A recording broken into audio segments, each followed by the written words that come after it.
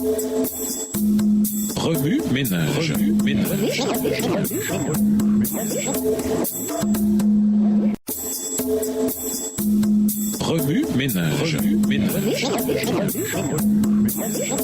Bienvenue dans votre émission. Remue ménage. Nous voilà à la leçon de mardi. Investiguer. Lisons 1 Thessaloniciens 4, les versets 3 à 7. Genèse chapitre 39. Deutéronome 22, les versets 25 à 29. Éphésiens 4, les versets 17 à 19. 1 Corinthiens 5, les versets 9 à 11. 2 Pierre 1, le verset 4. 1 Corinthiens 3, les versets 16 et 17. Et 1 Corinthiens 5, les versets 1 à 8, ainsi que 2 Corinthiens 2, les versets 6 à 8. 1 Thessaloniciens 4, les versets 3 à 7. Ce que Dieu veut, c'est votre sanctification. C'est que vous vous absteniez de l'impudicité. C'est que chacun de vous sache posséder son corps dans la sainteté et l'honnêteté, sans vous livrer à une convoitise passionnée comme font les païens qui ne connaissent pas Dieu. C'est que personne n'use envers son frère de fraude et de cupidité dans les affaires, parce que le Seigneur tire vengeance de toutes ces choses, comme nous vous l'avons déjà dit et attesté. Car Dieu ne nous a pas appelés à l'impureté, mais à la sanctification. Genèse chapitre 39.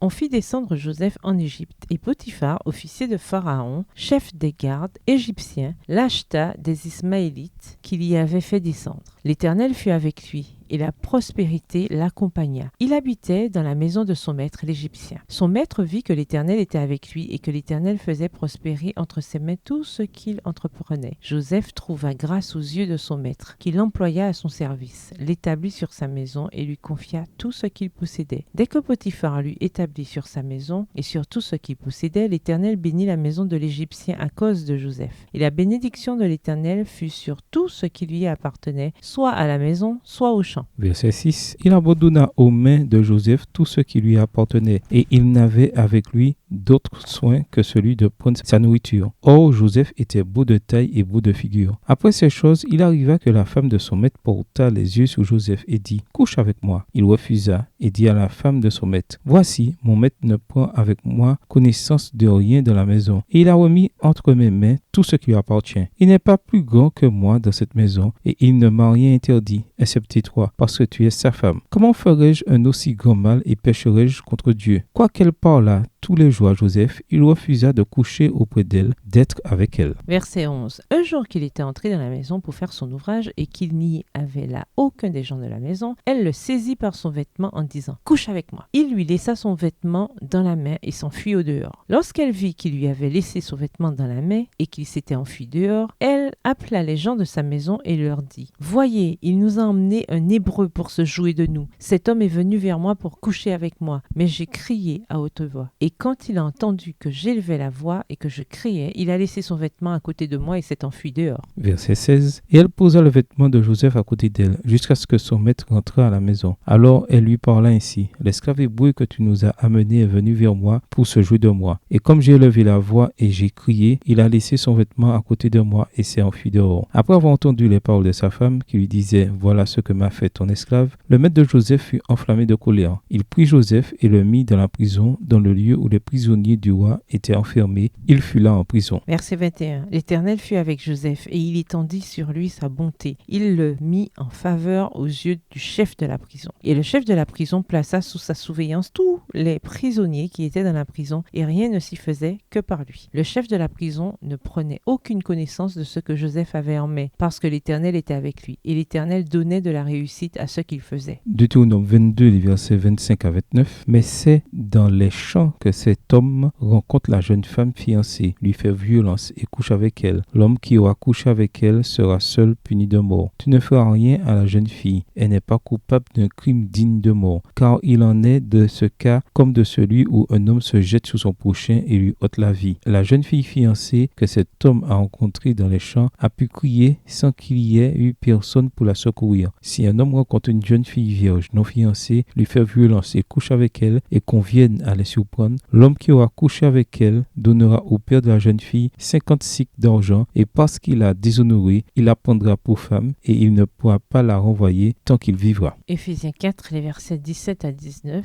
Voici donc ce que je dis et ce que je déclare dans le Seigneur, c'est que vous ne devez plus marcher comme les païens, qui marchent selon la vanité de leurs pensées. Ils ont l'intelligence obscurcie, ils sont étrangers à la vie de Dieu, à cause de l'ignorance qui est en eux, à cause de l'endurcissement de leur cœur. Ayant perdu tout sentiment, ils se sont livrés à la dissolution pour commettre toute espèce d'impureté jointe à la cupidité. 1 Corinthiens 5, les versets 9 à 11. Je vous ai écrit dans ma lettre de ne pas avoir des relations avec les impudiques, non pas d'une manière absolue avec les impudiques de ce monde, ou avec les cupides et les ravisseurs, ou avec les idolâtres. Autrement, il vous faudrait sortir du monde. Maintenant, ce que je vous ai écrit, c'est de ne pas avoir des relations avec quelqu'un qui, se nommant frère, est impudique ou cupide, ou idolâtre, ou outrageux, ou ivrogne, ou ravisseur, de ne pas même manger avec un tel homme. 2 Pierre 1, le verset 4. Lesquels nous assurent de sa part les plus grandes et les plus précieuses promesses, afin que par elles vous deveniez participants de la nature divine, en fuyant la corruption qui existe dans le monde par la convoitise. 1 Corinthiens 3, les versets 16 et 17. Ne savez-vous pas que vous êtes le temple de Dieu et que l'Esprit de Dieu habite en vous? Si quelqu'un détruit le temple de Dieu, Dieu le détruira, car le temple de Dieu est saint et c'est ce que vous êtes. 1 Corinthiens 5, les versets 1 à 8. On entend dire généralement qu'il y a parmi vous de l'impudicité et une impudicité telle qu'elle ne se rencontre pas même chez les païens. C'est au point que l'un de vous a la femme de son père, et vous êtes enflé d'orgueil. Et vous n'avez pas été plutôt dans l'affliction afin que celui qui a commis cet acte fût ôté du milieu de vous. Pour moi, absent de corps,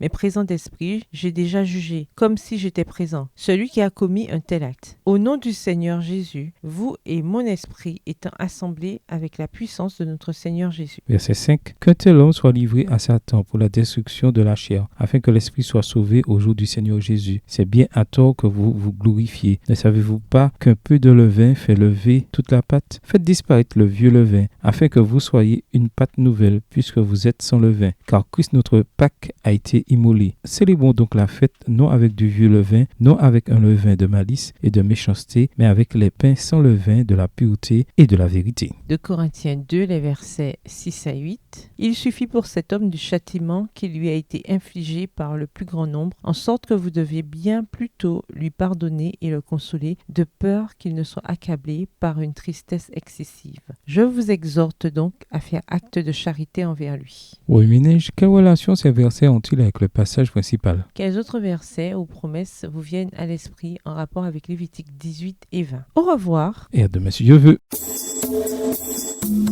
Remue ménage. Remue ménage.